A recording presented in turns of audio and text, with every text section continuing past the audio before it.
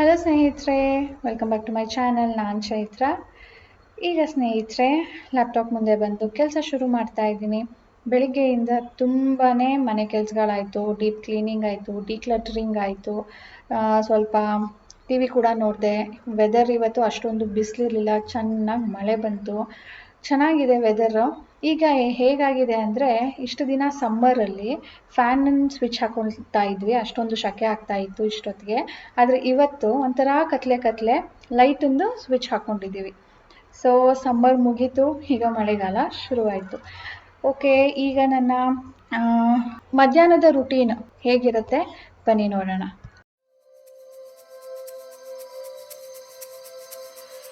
ಸ್ನೇಹಿತರೆ, ಈಗ ಎಡಿಟಿಂಗ್ ಮುಗಿಸ್ಬಿಟ್ಟು ಸ್ವಲ್ಪ ಅಡುಗೆ ಮಾಡೋದಕ್ಕೆ ಹೋಗೋಣ ಅಂದ್ಬಿಟ್ಟು ಎದ್ದೆ. ಆಮೇಲೆ ಅವತ್ತು ಈ ಪಾಟನ್ನು ವಾಶ್ ಮಾಡಿದ್ದೆ ಅಲ್ವಾ, ಅದನ್ನು ನೋಡಿ ಹೀಗೆ ಇಟ್ಟಿದ್ದೀನಿ. ಇದು ಮನೆ ಒಳಗಡೆ ಇಟ್ಟಂಥ ಸ್ನೇಕ್ ಪ್ಲ್ಯಾಂಟ್, ಇದನ್ನು ಒಳಗಡೆ ಇಟ್ಕೊಂಡಿದ್ದೆ ಅಲ್ವಾ. ಆ್ಯಂಡ್ ಹೊರಗಡೆ ಇದನ್ನು ನಾನು ಹೊಸದಾಗಿ ಹಾಕಿದ್ದೆ. ಇದು ಹೇಗೆ ಪ್ರಾಪಗೇಟ್ ಮಾಡೋದು ಅಂತ ತೋರಿಸಿದ್ದೆ ನಿಮಗೆ. ಈ ಥರ ಎಲೆನ ಕಟ್ ಮಾಡಿಬಿಟ್ಟು ಮಣ್ಣಲ್ಲಿ ಹಾಕಿದಾಗ 3 ಮಂತ್ಸಲ್ಲಿ ನಮಗೆ ಸಣ್ಣ ಸಣ್ಣ ಈ ಥರ ಬಡ್ಸ್ಗಳು ಕಾಣುತ್ತೆ. ಅದರಿಂದ ತೋರಿಸ್ತೀನಿ ನೋಡಿ. ಈ ಥರ ಸಣ್ಣದಾಗಿ ಶುರುವಾಗುತ್ತೆ. ಇಲ್ಲಿ ನೋಡಿ ಕಟ್ಟಿಂಗ್ ಹಾಕಿದ್ದೆ ನಾನು ಎಲೆದು, ಅದರ ಪಕ್ಕನೇ ಇಲ್ಲಿ ಚಿಕ್ಕದಾಗಿ ಶುರುವಾಗಿ ಅದೇ ಥರ ಒಂದೊಂದು ಕಟ್ಟಿಂಗಲ್ಲೂ 1 ಅಥವಾ 2 ಈ ಥರ ಚಿಗುರು ಬಂದು ಬೇರು ಬಂದು ಇಷ್ಟು ದೊಡ್ಡ ಪ್ಲ್ಯಾಂಟ್ ಆಗಿದೆ. ಸೊ ಇದೇ ಥರ ನಾನು ಇದನ್ನು ಮಾಡಿದ್ದು. ಒಂದೇ ಒಂದು ಎಲೆ ಹಾಕಿ ಇಷ್ಟೊಂದೆಲ್ಲ ಬೆಳೆದಿದೆ ನೋಡಿ. ಸೊ ಇದು ಮನೆ ಒಳಗಡೆ ಇಟ್ಟಿದ್ದೆ, ಇದು ಹೊರಗಡೆ ಇತ್ತು. ಸೊ ಈಗ ಈ ಪಾಟ್ ಒಳಗಡೆ ಸರಿಯಾಗಿ ಫಿಟ್ ಆಗ್ತಾಯಿದೆ ಅಂದ್ಬಿಟ್ಟು ಇದನ್ನು ಹೊರಗಡೆ ತಂದು ಇಟ್ಟಿದ್ದೀನಿ. ಆ್ಯಂಡ್ ಇದು ನಾನು 2 ಮಾಡಿದ ರೀಸನ್ ಏನು ಅಂದರೆ, ಯಾವುದೇ ಇಂಡೋರ್ ಪ್ಲ್ಯಾಂಟ್ ಆದರೂ ಕೂಡ ಅದಕ್ಕೆ ಸನ್ಲೈಟ್ ಎಷ್ಟು ಚೆನ್ನಾಗಿ ಸಿಗುತ್ತೋ ಅಷ್ಟು ಚೆನ್ನಾಗಿ ಬೆಳೆಯುತ್ತೆ. ಫಾರ್ ಎಕ್ಸಾಂಪಲ್ ನೋಡಿ, ಇದರ ಎಲೆಗಳು ಎಷ್ಟು ತೆಳ್ಳ ಇದೆ. ಆ್ಯಂಡ್ ಕಲರ್ ನೋಡ್ಬೋದು ನೀವು, ಡಾರ್ಕ್ ಇಲ್ಲ. ಅದೇ ಇದ್ರದ್ದು ನೋಡಿ, ನಿಮಗೆ ಎಷ್ಟು ಚೆನ್ನಾಗಿ ಡಾರ್ಕಾಗಿ ಅದರದ್ದು ಡಿಸೈನ್ಸು ಟೆಕ್ಸ್ಚರ್ ಎಲ್ಲ ಇದೆ. ಆ್ಯಂಡ್ ಎಲೆ ನೋಡಿ ಎಷ್ಟು ಗಟ್ಟಿ ಇದೆ ಅಂದ್ಬಿಟ್ಟು. ಈ ಥರ ಸಾಫ್ಟ್ ಇಲ್ಲ, ಗಟ್ಟಿ ಇದೆ. ಅಂದರೆ ಇದಕ್ಕೆ ಬೆಳಕು ಚೆನ್ನಾಗಿ ಸಿಕ್ಕಿದೆ, ನೀರು ಚೆನ್ನಾಗಿ ಸಿಕ್ಕಿದೆ. ಇದಕ್ಕೆ ನಾನು 15 ಡೇಸ್ ಒನ್ಸ್ ಮಾತ್ರನೇ ಹೊರಗಡೆ ಇರ್ತೀನಿ. ನೀರು ಕೂಡ ವಾರಕ್ಕೆ 1 ಸರಿ ಕೊಡ್ತೀನಿ ಅಷ್ಟೇ. ಅದಕ್ಕೆ ಈ ಥರ ಡಿಫ್ರೆನ್ಸ್ ಆಗಿದೆ. ನಾನೀಗ ಮನೆ ಒಳಗಡೆ ಇಷ್ಟು ದಿನ ಇಟ್ಟಿದ್ದೆ ಅಲ್ವಾ, ಇದನ್ನು ಈಗ ಹೊರಗಡೆ ಇಟ್ಟಿದ್ದೀನಿ. ಆ್ಯಂಡ್ ಇದು ಹೊರಗಡೆ ಇಷ್ಟು ದಿನ ಇತ್ತಲ್ಲ, ಇದನ್ನು ನಾನೀಗ ಮನೆ ಒಳಗಡೆ ಇಡ್ತಾಯಿದ್ದೀನಿ. ಸೊ ಇದನ್ನು ನಾನೀಗ ಒಳಗಡೆ ತೊಗೊಂಡೋಗಿ ಇಡ್ತೀನಿ.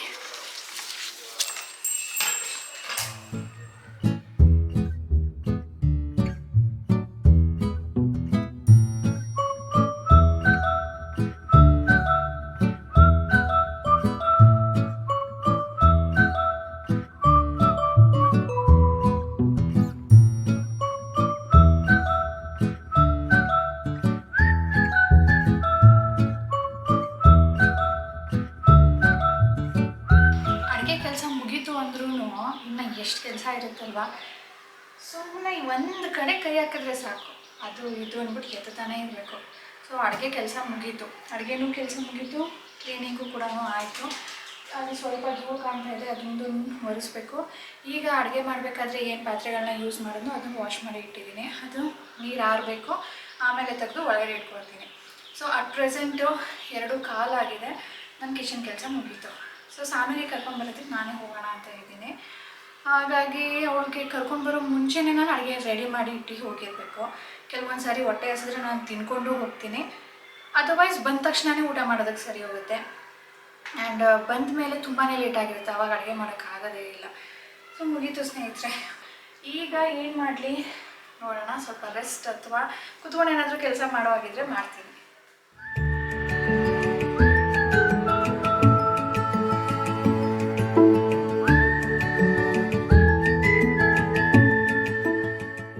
ಕೂತ್ಕೊಳ್ಳೋದಕ್ಕೆ ಹೋಗೋಣ ಅನ್ನೋ ಅಷ್ಟರಲ್ಲಿ ನೆನಪು ಬಂತು, ಡಿಶ್ ವಾಷರಲ್ಲಿ ಪಾತ್ರೆ ನಾನು ಖಾಲಿ ಮಾಡಿಲ್ಲ ಅಂತ ಹೇಳಿಬಿಟ್ಟು. ನೆನ್ನೆ ರಾತ್ರಿ ಹಾಕಿದ್ದೆ ಪಾತ್ರೆ ಎಲ್ಲ, ಅದನ್ನು ತೆಗೆದು ಖಾಲಿ ಮಾಡಬೇಕಿತ್ತು.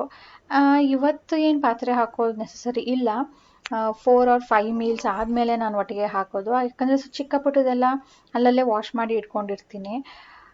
ಊಟ ಮಾಡಿದ್ದು ಅಡುಗೆ ಮಾಡಿದ್ದು ಮಾತ್ರನೇ ಅಲ್ಲಿ ಮಿಕ್ಕಿರತ್ತೆ.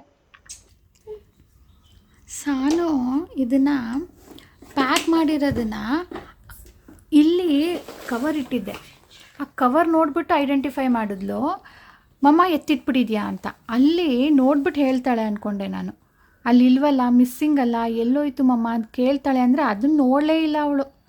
ಅದಕ್ಕೆ ನಾನು ಎತ್ತಿಟ್ಟಿದ್ದು. ಅದಕ್ಕೆ ಸಾನು ಹೇಳಿದೆ, ಸೋನಿ ನೀನು ಅದನ್ನು ನೋಡ್ತಾನೂ ಇರಲಿಲ್ಲ, ಮುಟ್ತಾನೂ ಇರಲಿಲ್ಲ, ಹಾಗಾಗಿ ಮಗಳ ಎತ್ತಿಟ್ಟಿರೋದು ಅಂತ.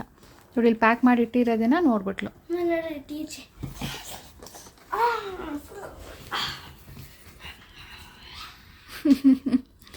ಸೊ ಸಾನುಗೆ ಕೆಮ್ಮು ಸ್ವಲ್ಪ ಕಡಿಮೆ ಇದೆಯಂತೆ ಇವತ್ತು. ಅದರ್ವೈಸ್ ಮೂಗು ಸಾನು ನೆಗಡಿ ನೆಗಡಿ ಹೆಂಗಿದೆ? ಹಂಗಂದ್ರೇನು? ಓಕೆ ಅಂದರೆ ಒರೆಸಿದ್ಯಾ? ಒರೆಸ್ಕೊಳ್ತಾ ಇದೆಯಾ ಅವಾಗವಾಗ? ಇಲ್ವಾ? ಸೊ ನೆಗಡಿ ಕಡಿಮೆ ಇದೆ, ಕೆಮ್ಮು ಮಾತ್ರನೇ ಇದೆ. ಅದನ್ನೆಲ್ಲ ಯಾಕೆ ತೆಗಿತಿದ್ಯಾ ಈಗ? ಇರಲಿ ಬಿಡು. ಆ್ಯಂಡ್ ಇನ್ನೂ ಒಂದು ಹೇಳಬೇಕಿತ್ತು, ನಾನು ತೋರಿಸ್ಬೇಕಿತ್ತು. ಸಾನು ಹಾಕಿರೋ ಈ ಸ್ಕರ್ಟ್ ನಾನು ಹೊಲಿದಿರೋದು ಯಾವುದರಲ್ಲಿ ಅಂದರೆ, ನನ್ನ ಹತ್ರ ಒಂದು ಪ್ಯಾಂಟ್ ಇತ್ತು. ದ ವೆರಿ ಫಸ್ಟ್ ಪ್ಯಾಂಟ್ ನಾನು ಮದುವೆ ಆದಮೇಲೆ ತೊಗೊಂಡಿದ್ದು ಇದು. ನಾನು ಮುಂಚೆ ಹಾಕ್ತಾಯಿರಲಿಲ್ಲ ಸೋನಾ. ನಾನು ಡ್ಯಾಡಾಗೆ ಮ್ಯಾರೇಜ್ ಆದಮೇಲೆ ನಂಗೆ ಡ್ಯಾಡಾ ಇದು ಗಿಫ್ಟ್ ಕೊಟ್ಟಿದ್ದು. ಆವಾಗ ನನ್ನ ಸೈಜು 30 ಇತ್ತು, ಈಗ ಜಾಸ್ತಿ ಆಗಿಬಿಟ್ಟಿದೆ, ಅದಕ್ಕೆ ಆಗ್ತಾ ಇರಲಿಲ್ಲ. ಆ್ಯಂಡ್ ಮೋರ್ ಓವರ್ ಇದು ಮಟೀರಿಯಲ್ಲು ಕಾಡ್ರಾ ಪ್ಯಾಂಟ್, ಇದು ವೆಲ್ವೆಟ್ ಟೈಪ್ ಮಟೀರಿಯಲ್ ಇದೆ ನೋಡಿ. ವಾಶ್ ಮಾಡಿ ಇದೆಲ್ಲ ಉದುರೋಗ್ತಾ ಇತ್ತು, ಕೂತ್ಕೊಂಡಾಗ ನಿಂತ್ಕೊಂಡಾಗ ಎಲ್ಲ ಹಿಂದೆ. ಹಾಗಾಗಿ ನೋಡು ಉದುರ್ತಾ ಇದೆ ಆಲ್ರೆಡಿ. ಅದು ಎಲ್ಲಿಂದ ಉದುರುತ್ತೋ, ಹೇಗೆ ಉದುರುತ್ತೋ ನೋಡಿ, ಕಪ್ಪು ಕಾಣ್ತಿದೆಯಲ್ಲ, ಅದು ಅದರದ್ದೇ ಬಟ್ಟೆದೇ ಅದು. ಸೊ ಹಾಗಾಗಿ ಜಾಸ್ತಿ ದಿನ ಬಾಳಿಕೆ ಬಂದಿಲ್ಲ ಇದು, ಸ್ವಲ್ಪ ದಿನಕ್ಕೇ ಹಾಳಾಯಿತು. ಬಟ್ ಎಷ್ಟು ಚೆನ್ನಾಗಿದೆ ಬಟ್ಟೆ, ಏನು ಮಾಡೋದು ಅಂದ್ಬಿಟ್ಟು ಹಾಗೆ ಇಟ್ಟಿದ್ದೆ. ಆಮೇಲೆ ನಾನು ಸಾನು ಪ್ಯಾಂಟ್ ಹೊಲಿಯೋಣ ಅಂದ್ಬಿಟ್ಟು ಕಟ್ ಮಾಡಿದೆ, ಪ್ಯಾಂಟ್ ಹೊಲಿಯೋಕ್ಕಾಗಲಿಲ್ಲ. ಸೊ ಫೈನಲಿ ಇದನ್ನು ನಾನು pant has turn to skirt. ಚೆನ್ನಾಗಿ ಕಾಣ್ತಿದೆ ಅಲ್ವಾ? ಸೊ ನಾನು ಈ ಸ್ಕರ್ಟ್ನ ಹೇಗೆ ಹೊಲಿದಿರೋದು ಅಂದರೆ ಒಂದು ಐಡಿಯಾ ಕೊಡ್ತೀನಿ. ಈಗ ಇಲ್ಲಿ ಜಾಯಿಂಟ್ ಇದೆ ಅಲ್ವಾ, ಸೊ ಈ ಜಾಯಿಂಟ್ಗೆ ಕಟ್ ಮಾಡಿಕೊಂಡೆ ಉದ್ದಕ್ಕೂ. ಸೊ ಇದೊಂದು ಲೆಗ್ ಪೀಸ್ ಬಂತು, ಇದೊಂದು ಲೆಗ್ ಪೀಸ್ ಬಂತಲ್ವಾ, ಸೊ ಇಲ್ಲಿಂದನೂ ಕಟ್ ಮಾಡಿಕೊಂಡೆ. ಸೊ ಅಗಲ ಆಯಿತು. ಆ ಅಗಲ ಪೀಸ್ನ ಮುಂದ್ಗಡೆದಕ್ಕೆ ಅಟ್ಯಾಚ್ ಮಾಡಿದೆ. ಇನ್ನೂ ಒಂದು ಪೀಸು ಹಿಂದ್ಗಡೆಗೆ ಅಟ್ಯಾಚ್ ಮಾಡಿಬಿಟ್ಟು ಹೊಲಿದಿರೋದು ಅಷ್ಟೇ. ಆ್ಯಂಡ್ ತುಂಬಾ ಟೈಟ್ ಆಗುತ್ತಲ್ವ, ಶಾರ್ಟ್ ಹೊಲಿಬೇಕು, ಇಲ್ಲ ಅಂದರೆ ಇಲ್ಲಿ ತನಕ ಹೊಲಿಬೇಕಾಗಿರ್ತಿತ್ತು. ಸೊ ಸೈಡ್ಗೆ ಸ್ಲಿಟ್ ಕೊಟ್ಟಿದ್ದೀನಿ, ಉದ್ದನೇ ಇರಲಿ ಅಂತ ಹೇಳಿಬಿಟ್ಟು. ರೀಯೂಸ್. ಸೊ ಈ ಥರ ನನ್ನ ಪ್ಯಾಂಟನ್ನು ನಾನು ರೀಯೂಸ್ ಮಾಡಿದೆ. ಮಟೀರಿಯಲ್ ತುಂಬ ಚೆನ್ನಾಗಿದೆ, ಫೀಲ್ ಕೂಡ ತುಂಬ ಚೆನ್ನಾಗಿದೆ. ವೇಸ್ಟ್ ಮಾಡೋಕ್ಕೆ ನಂಗೆ ಮನಸ್ಸು ಬರ್ತಾ ಇರಲಿಲ್ಲ. ಆ್ಯಂಡ್ ಅದು ವೇಸ್ಟ್ ಸಾನುಗೆ ದೊಡ್ಡದಾಗುತ್ತೆ, ಒಳಗಡೆಯಿಂದ ಹೊಲಿದಿದ್ದೀನಿ. ಅಂದರೆ ಅವಳಿಗೆ ಎಷ್ಟು ಬೇಕೋ ಅಷ್ಟು ವೇಸ್ಟ್ ಮೆಜರ್ ಮಾಡಿ ಹೊಲಿದಿದ್ದೀನಿ ಆ ಕಡೆ ಈ ಕಡೆ. ಸ್ವಲ್ಪ ದಿನ ಚೆನ್ನಾಗಿರುತ್ತೆ, ಆಮೇಲೆ ಅದು ಬಾಳಿಕೆ ಬರೋದಿಲ್ಲ, ಜಾಸ್ತಿ ಉದುರೋಗುತ್ತೆ, ಎಲ್ಲ ಪುಡಿ ಥರ ಉದುರೋಗುತ್ತೆ. ಎಲ್ಲಿ ಕೂತ್ಕೊಳ್ತಾಳೋ ಅಲ್ಲೆಲ್ಲ ಕೂಡ ಒಂಥರ ಸೌದಿರೋ ಥರ ಆಗ್ಬಿಟ್ಟು ಉದುರೋಗತ್ತೆ. ಸೊ ನನಗಂತೂ ತುಂಬ ಖುಷಿ ಆಯ್ತು ಇದು ಹೊಲ್ದಿದ್ದು, ಚೆನ್ನಾಗಿ ಕಾಣ್ತಾ ಇದೆ. ಜೀನ್ಸಲ್ಲಿ ಆ ಥರ ಹೊಲ್ಕೊಳ್ಬೋದು. ನಾನು ಯಾವುದಾದ್ರೂ ರಾಜೇಶ್ ವೇಸ್ಟ್ ಅಂತ ಇಟ್ಟಿರ್ತಾರಲ್ಲ ಅದರಲ್ಲಿ, ಅಂದರೆ ಅವರು ಹಳೇದಾಗ್ಬಿಟ್ಟಿದೆ ಅಂತ ಇರ್ತಾರಲ್ಲ, ಅದರಲ್ಲಿ ಒಂದು ಟ್ರೈ ಮಾಡೋಣ. ನಾನು ಮನೇಲಿ ಹಾಕ್ಕೊಳ್ಳೋದಕ್ಕಾದ್ರೂ ಚೆನ್ನಾಗಿರುತ್ತಲ್ವ ಸ್ಕರ್ಟ್ನ ಅಂತ ಇದ್ದೀನಿ. ಸೊ ಅದು ನಿಮ್ಗೆ ಇಂಟ್ರೆಸ್ಟ್ ಇದ್ದರೆ ಹೇಳಿ, ಅದನ್ನು ಹೊಲಿಬೇಕಾದ್ರೆ ನೆಕ್ಸ್ಟು ನಿಮ್ಮ ಜೊತೆ ಕೂಡ ಶೇರ್ ಮಾಡ್ತೀನಿ. ನಾನು ಸಾನುಗೇನಾದರೂ ಈ ಥರ ಹೊಲ್ದಿದ್ದೀನಿ ಅಂತ ಹೇಳಿದಾಗ, ನಮ್ಮ ಮನೇಲಿ ಗಂಡು ಮಕ್ಕಳಿದ್ದಾರೆ, ನಾವು ಹೇಗೆ ಹೊಲಿಬೇಕು, ನಮಗೆ ಹೆಂಗೆ ಐಡಿಯಾ ಬರಬೇಕು ಅದನ್ನು ಹೇಳಿ ಅಂತಾರೆ. ನಮ್ಮ ಮನೇಲಿ ಗಂಡು ಮಕ್ಕಳಿಲ್ಲ, ನಾನು ಏನು ಮಾಡಲಿ, ನನ್ನ ಮಗಳು ಇದ್ದಾಳೆ. ಸೊ ಅವಳಿಗೋಸ್ಕರ ನಾನು ಬಟ್ಟೆನ ಈ ಥರ ರೀಯೂಸ್ ಮಾಡ್ತೀನಿ. ಸೊ ನೀವು ಕೂಡ ಒಂದು ಸಾರಿ ಥಿಂಕ್ ಮಾಡಿ, ಹೇಗೆ ಮಾಡ್ಬೋದು. ಸ್ಕರ್ಟ್ ಅಂತೂ ಮಾಡೋಕ್ಕಾಗಲ್ಲ ಹುಡುಗರಿಗೆ, ಬಟ್ ಸಮಥಿಂಗ್ ಯೋಚನೆ ಮಾಡಿ ನೋಡಿ. ನಿಮ್ಗೆ ಐಡಿಯಾ ಬಂದರೆ ಕಮೆಂಟ್ ಮಾಡಿ. ಸೊ ಈ ಐಡಿಯಾ ನಿಮ್ಗೆ ಹೇಗೆ ಅನ್ನಿಸ್ತು, ಇಷ್ಟ ಆದರೆ ಲೈಕ್ ಮಾಡಿ, ಹಾಗೆ ಕಮೆಂಟ್ ಮಾಡಿ. ಇನ್ನೂ ಒಂದು ಡ್ರೆಸ್ ಮಾಡಬೇಕು ಅಂತ ಇದ್ದೀನಿ, ಅದು ನಿಮ್ಮ ಜೊತೆ ಆದಮೇಲೆ ಶೇರ್ ಮಾಡ್ತೀನಿ. ಈ ಡ್ರೆಸ್ ನಾನು ಹೊಲಿತಾ ಇರೋದು, ಇದು ಕೂಡ ಸಾನುಗೆ ಅಂತಲೇ. ಈ ಡ್ರೆಸ್ ನಿಮಗೆ ನೆನಪಿದ್ರೆ ಯಾವುದು ಅಂತ ಕಮೆಂಟ್ ಮಾಡಿ ನೋಡೋಣ. ಅಂದರೆ ನಾನು ಏನೂ ಹಿಂಟ್ ಕೊಡೋದಿಲ್ಲ, ಈಗ ಹೇಳಿಬಿಟ್ರೆ ಗೊತ್ತಾಗ್ಬಿಡುತ್ತೆ. ಇದು ನಾನು ನೆನ್ನೆಯಿಂದ ಸ್ಟಾರ್ಟ್ ಮಾಡಿರೋದು ಹೊಲಿಯೋದಕ್ಕೆ. ಕಟ್ಟಿಂಗು ಆ್ಯಂಡ್ ಹೇಗೆ ಹೊಲಿಬೇಕು ಅಂತ ತುಂಬ ದಿನದಿಂದ ಯೋಚನೆ ಮಾಡಿ ಒಂದು ಪ್ಯಾಟರ್ನ ಡ್ರಾ ಮಾಡಿಕೊಂಡು ಅದನ್ನು ಇದರಲ್ಲಿ ಆಗುತ್ತಾ ಅಂದ್ಬಿಟ್ಟು ಎಲ್ಲ ನೋಡಿಬಿಟ್ಟು ನಾನು ಕಟ್ ಮಾಡಿ ಇಟ್ಟಿದ್ದೆ. ಸೊ ನೆನ್ನೆಯಿಂದ ಇದನ್ನು ಸ್ಟಾರ್ಟ್ ಮಾಡಿದ್ದೀನಿ. ಇವತ್ತು ಕೂಡ ಸಾನುಗೆ ಹಾಕಿ ನೋಡಿಬಿಟ್ಟು ಸ್ವಲ್ಪ ಫಿನಿಶಿಂಗ್ ಕೊಡಬೇಕು, ಅದು ಹಾಕಿ ನೋಡ್ತೀನಿ. ಇದು ನಾನು ನೆನ್ನೆ ಹೊಲಿದಿದ್ದು, ಫುಲ್ ಅಟ್ಯಾಚ್ ಮಾಡಿಬಿಟ್ಟಿದ್ದೀನಿ. ಬಟ್ ಸಾನು ಒಂದು ಸರಿ ಹಾಕಿ ನೋಡಿಬಿಟ್ಟು ಆಮೇಲೆ ಅದ್ರ ತಕ್ಕಂತೆ ಆಲ್ಟರ್ ಮಾಡ್ತೀನಿ. ಸೊ ಇದು ಆದಷ್ಟು ಬೇಗ ಆಗುತ್ತೆ. ಆದ ತಕ್ಷಣವೇ ಇದು ಹೇಗೆ ಹೊಲಿದಿರೋದು, ಯಾವ ಬಟ್ಟೆಯಲ್ಲಿ ಹೊಲಿದಿರೋದು ಅಂತ ನಿಮ್ಮ ಜೊತೆ ಕೂಡ ಶೇರ್ ಮಾಡ್ತೀನಿ. ಈಗ ಸಾನುಗೆ ಡ್ಯಾನ್ಸ್ ಕ್ಲಾಸಿಗೆ ಕಳಿಸ್ಬಿಟ್ಟು ನಾನು ಸ್ವಲ್ಪ ಫ್ರೀ ಆಗಿದ್ದೀನಿ. ಹಾಗಾಗಿ ಒಂದು ಬೆಸ್ಟ್ ಔಟ್ ಆಫ್ ವೇಸ್ಟ್ ಮಾಡೋಣ ಅಂತ ತುಂಬ ದಿನದಿಂದ ಎಲ್ಲನೂ ಮಟೀರಿಯಲ್ ತೆಗೆದು ಇಟ್ಕೊಂಡಿದ್ದೆ. ಸೊ ಇವತ್ತು ಫೈನಲಿ ಮಾಡೋಣ, ನಿಮ್ಮ ಜೊತೆ ಕೂಡ ಶೇರ್ ಮಾಡ್ತೀನಿ. ಸೊ ಎಲ್ಲನೂ ವೇಸ್ಟೇ. ಲೈಕ್ ಈ ಕಾರ್ಟನ್ ಬಾಕ್ಸ್ ನೋಡ್ತಾ ಇದ್ದೀರಾ, ಅದು ಯೂಸ್ಡ್ ಅಂದರೆ ಹಳೇದು ಕ್ಯಾಲೆಂಡರು. ಅದ್ರ ಜೊತೆ ಪ್ಯಾಕೇಜಿಂಗ್ ಟೇಪ್ ತೊಗೊಂಡಿದ್ದೀನಿ, ಬ್ರೌನ್ ಕಲರ್ದು ಬರುತ್ತಲ್ವ, ಟ್ರಾನ್ಸ್ಪರೆಂಟ್ ಅಲ್ಲ. ಸೊ ಅದನ್ನು ತೊಗೊಂಡಿದ್ದೀನಿ. ಆ್ಯಂಡ್ ನಾವು ತರಕಾರಿ ತಂದಾಗ ಅದರದ್ದು ಪೇಪರ್ ಕವರ್ಸ್ ಏನಿರುತ್ತೋ ಅದನ್ನು ಕಲೆಕ್ಟ್ ಮಾಡಿ ಇಟ್ಕೊಂಡಿದ್ದೀನಿ. ಈಗ ನಾನು ಒಂದು ಬಾಕ್ಸ್ ಮಾಡ್ತಾ ಇದ್ದೀನಿ, ಕ್ಲೋತ್ ಆರ್ಗನೈಸರ್. ಈ ಮುಂಚೆ ಕೂಡ ನಾನು 2 ಬಾಕ್ಸನ್ನು ಮಾಡ್ಕೊಂಡಿದ್ದೀನಿ. ಅದನ್ನು ನಿಮ್ಮ ಜೊತೆ ಲಾಂಗ್ ಬ್ಯಾಕ್ ಶೇರ್ ಕೂಡ ಮಾಡಿದ್ದೀನಿ. ಅದನ್ನು ನೀವು ನೋಡಿದ್ರಿ, ಅದು ಇಷ್ಟ ಆಯಿತಾ, ನೀವು ಕೂಡ ಮಾಡ್ಕೊಂಡಿದ್ದೀರಾ? ಮಾಡ್ಕೊಂಡಿದ್ರೆ ಕಮೆಂಟ್ ಮಾಡಿ ತಿಳಿಸಿ. ಮಾಡ್ಕೊಂಡಿಲ್ಲ ಅಂದರೆ ಇವತ್ತು ಮತ್ತೊಂದು ಸಾರಿ ತೋರಿಸ್ತಾ ಇದ್ದೀನಿ, ಮಾಡ್ಕೊಳ್ಳಿ. ತುಂಬಾ ನೀಟ್ ಆ್ಯಂಡ್ ಕ್ಲೀನಾಗಿ ಕಾಣುತ್ತೆ. ಸೊ ಇದು ಉದ್ದ ಇರಲಿಲ್ಲ ನನ್ನ ಹತ್ರ, ದೊಡ್ಡದು ಚಿಕ್ಕದಿತ್ತಲ್ವ, ನೋಡಿದ್ರಲ್ವಾ, ಅದಕ್ಕೆ ಅದರ ಮುಚ್ಚಳನ ಯೂಸ್ ಮಾಡಿಕೊಂಡು ಹೈಟ್ ಮಾಡ್ಕೊಳ್ತಾ ಇದ್ದೀನಿ. ನಿಮ್ಮ ಹತ್ರ ದೊಡ್ಡದೇ ಇದೆ ಉದ್ದಕ್ಕೆ ಅಗಲಕ್ಕೆ ಅನ್ನೋ ಹಾಗಿದ್ರೆ ಈ ಸ್ಟೆಪ್ಪನ್ನು ನಿಮಗೆ ಈ ಸ್ಟೆಪ್ ಮಾಡೋ ನೆಸಸರಿನೇ ಇಲ್ಲ, ಸ್ಕಿಪ್ ಮಾಡ್ಬೋದು. ಸೊ 4 ಕಡೆಯಿಂದ ಕೂಡ ನಾನು ಅದನ್ನು ಹೈಟ್ ಮಾಡ್ಕೊಳ್ತಾ ಇದ್ದೀನಿ. ಒಂದು ಪ್ಯಾಕೇಜ್ದು ಟೇಪ್ ಅಥವಾ ಏನು ಹೇಳ್ತಾರೆ ಅದನ್ನು ಯೂಸ್ ಮಾಡಿಕೊಂಡು. ಆಮೇಲೆ ನಾನು ಫ್ರಂಟ್ ಸೈಡಲ್ಲಿ ಸ್ವಲ್ಪ ಮಾರ್ಕ್ ಮಾಡಿಕೊಂಡು ಕಟ್ ಮಾಡ್ಕೊಳ್ತಾ ಇದ್ದೀನಿ.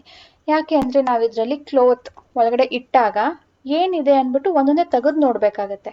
ಅದ್ರ ಬದಲು ನಾವು ಈ ಥರ ಫ್ರಂಟಲ್ಲಿ ಸ್ವಲ್ಪ ಓಪನ್ ಮಾಡೋದ್ರಿಂದ ಅದ್ರ ಮೇಲೆ ಒಂದ್ರ ಮೇಲೊಂದು ಬಟ್ಟೆ ಇಟ್ಟಿರ್ತೀವಲ್ವ, ಅದು ಹೊರಗಡೆಯಿಂದನೇ ಕಾಣುತ್ತೆ. ಹಾಗಾಗಿ ನಾನು ಮಿಡಲಲ್ಲಿ ಒಂದು ಲೈನ್ ಹಾಕ್ಕೊಂಡು ಎಷ್ಟು ಅಗಲಕ್ಕೆ ಕಟ್ ಮಾಡಬೇಕೋ ಅಷ್ಟು ಅಗಲಕ್ಕೆ ನಾನಿಲ್ಲಿ ಮಾರ್ಕ್ ಮಾಡ್ಕೊಳ್ತಾ ಇದ್ದೀನಿ. ಅದನ್ನು ಕಟ್ ಮಾಡ್ಕೊಳ್ತೀನಿ. ತುಂಬ ಈಸಿ ಸ್ನೇಹಿತರೆ. ಏನಪ್ಪ ಅಂದರೆ ಸ್ವಲ್ಪ ಪೇಷನ್ಸ್ ಬೇಕು ಆ್ಯಂಡ್ ಸ್ವಲ್ಪ ಇಂಟ್ರೆಸ್ಟ್ ಬೇಕು. ಇದು ನಿಮಗೆ ಈಸಿಲಿ ಅಮೆಝಾನಲ್ಲಿ ಕೂಡ ಸಿಗುತ್ತೆ. ಆ್ಯಂಡ್ ಅದು ಬಾಳಿಕೆ ಬರುತ್ತೋ ಇಲ್ವೋ ಅದು ನನಗೆ ಗೊತ್ತಿಲ್ಲ, ಯಾಕಂದ್ರೆ ನಾನು ತರಿಸ್ಕೊಂಡಿಲ್ಲ. ಆರ್ಗನೈಸರ್ಸು ಈಗ ತುಂಬ ಸಿಗ್ತಾ ಇದೆ. ಅದು ನೀವು ಯೂಸ್ ಮಾಡಿದ್ರೆ ನಿಮಗೆ ಒಂದು ವಾರ್ಡ್ರೋಬಲ್ಲಿ ಆರ್ಗನೈಸ್ ಆಗಿ ಇಡೋದಕ್ಕೆ ಸಹಾಯ ಆಗುತ್ತೆ. ಸೊ ಇದನ್ನು ನಾನು ಅಂಟಿಸೋದಕ್ಕೆ ಮೈದಾ ಹಿಟ್ಟಲ್ಲಿ ಅಂಟನ್ನು ಮಾಡ್ಕೊಂಡಿದ್ದೀನಿ. ಸೊ ಈ ಅಂಟು ಹೇಗೆ ಮಾಡ್ಕೊಳ್ಳೋದು ಅಂದರೆ ಇಲ್ಲಿ ನೋಡಿ, ಬಿಸಿ ಆಗೋದಕ್ಕೆ ಚೂರು ಒಂದು 50 or 100 ml ಅಷ್ಟು ನೀರಿಟ್ಟಿದ್ದೀನಿ ಅಂತ ಅಂದ್ಕೊಳ್ಳಿ. ಸೊ ಅದು ಬಿಸಿ ಆಗಿದೆ ನೋಡಿ, ಜಾಸ್ತಿ ಕುದಿಸ್ಬೇಕು ಅಂತ ನೆಸಸರಿ ಇಲ್ಲ. ಬಿಸಿ ಆದ ತಕ್ಷಣವೇ ಅದಕ್ಕೆ ನಾನು 2 ಸ್ಪೂನಷ್ಟು ಮೈದಾ ಹಿಟ್ಟನ್ನು ಸೇರಿಸ್ತಾ ಇದ್ದೀನಿ. ಮೈದಾ ಹಿಟ್ಟು ಅಂಟಿರುತ್ತೆ, ಅದನ್ನು ನಾವೀಗ ಆ್ಯಸ್ ಅ ಗಮ್ ಯೂಸ್ ಮಾಡೋದಕ್ಕೆ ಈ ಥರ ಮಿಕ್ಸ್ ಮಾಡ್ಕೊಂಡಿದ್ದೀನಿ. ನೋಡಿ, ಬಿಸಿನೀರಲ್ಲಿ ಹಾಕಿದ ತಕ್ಷಣ ಹೇಗೆ ಗಟ್ಟಿ ಆಯಿತು ಅಂದ್ಬಿಟ್ಟು. ಜಾಸ್ತಿ ಬಿಸಿ ಇದ್ರೆ ಲಂಬ್ಸ್ ಆಗುತ್ತೆ. ಸೊ ಸ್ವಲ್ಪ ತೆಳ್ಳ ಮಾಡ್ಕೊಂಡೇನೆ ನೀವು ಈ ಥರ ಬೇಯಿಸ್ಕೊಳ್ಬೋದು. ಸೊ ಇದನ್ನ ಲಂಬ್ಸ್ ಇಲ್ಲದೆ ಅಂದರೆ ಗಂಟಿಲ್ಲದೆ ಚೆನ್ನಾಗಿ ಮಿಕ್ಸ್ ಮಾಡ್ಕೊಂಡಿದ್ದೀನಿ. ಈಗ ಇದನ್ನು ಸಣ್ಣ ಉರಿಯಲ್ಲಿ ಒಂದು ಪ್ಲೇಟ್ ಮುಚ್ಚಿಬಿಟ್ಟು 2-3 minutes ನಾವು ಇದನ್ನು ಬೇಯಿಸ್ಕೊಳ್ಬೇಕು. ಮೋದಕ ಮಾಡಬೇಕಾದ್ರೆ ಅಕ್ಕಿ ಹಿಟ್ಟನ್ನು ನಾವು ಹೇಗೆ ಬೇಯಿಸ್ಕೊಳ್ತೀವೋ ಅಥವಾ ಮುದ್ದೆ ಮಾಡೋದಕ್ಕೆ ಹೇಗೆ ನಾವು ಮುದ್ದೆನ ಬೇಯಿಸ್ಕೊಳ್ತೀವೋ ಅದೇ ರೀತಿಯಲ್ಲಿ. ಸೊ ಬಿ ಕೇರ್ಫುಲ್, ತುಂಬ ಬೇಗ ತಳ ಹಿಡಿಯುತ್ತೆ ಇದು.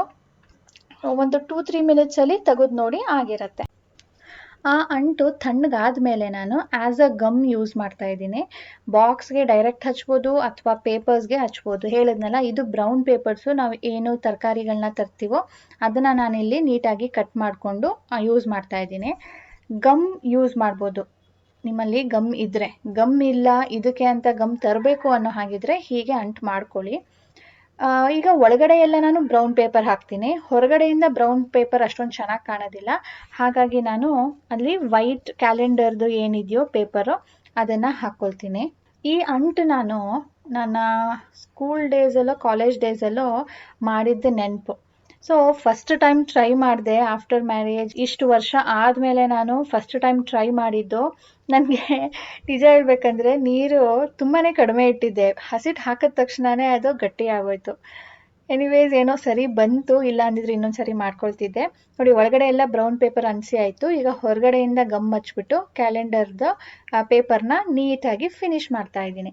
ಸೊ ಬ್ರೌನ್ ಪೇಪರ್ 4 ಕಡೆ ಹಾಕ್ಕೊಂಡಿದ್ದೀನಿ. ಈಗ ವೈಟ್ ಪೇಪರು ಹೊರಗಡೆಯಿಂದ 4 ಸೈಡ್ ಹಾಕ್ಕೊಳ್ತೀನಿ.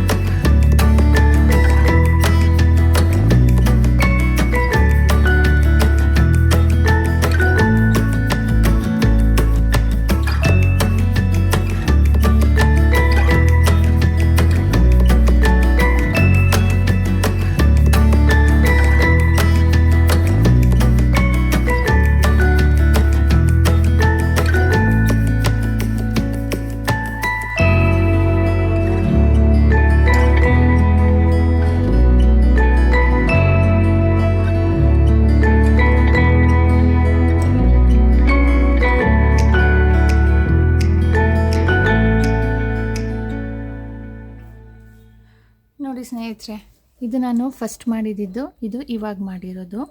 ಆ್ಯಂಡ್ ಇದು ಕೆಳಗಡೆ ಇದು ಕೂಡ ನಾನು ಫಸ್ಟ್ ಮಾಡಿದ್ದು. So this is very useful. ಇದು ದೊಡ್ಡ ಕಾಟನ್ ಬಾಕ್ಸಲ್ಲಿ ನಾನು 2 ಸೈಡ್ ಇಡೋ ಥರ ಒಂದು ದೊಡ್ಡದಾಗಿ ಮಾಡಿದ್ದು. ಇದು ಡೈಲಿ ವೇರ್ದು, ಇದು office ವೇರ್ದು.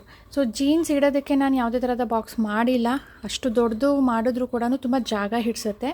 So jeans it's okay, ಅದು ಅರೇಂಜ್ ಮಾಡ್ಕೊಳ್ಬೋದು, ದಪ್ಪ ಇರುತ್ತಲ್ವ ಅಂದ್ಬಿಟ್ಟು ಅದಕ್ಕೆ ಹಾಗೆ ಬಿಟ್ಟಿದ್ದೀನಿ.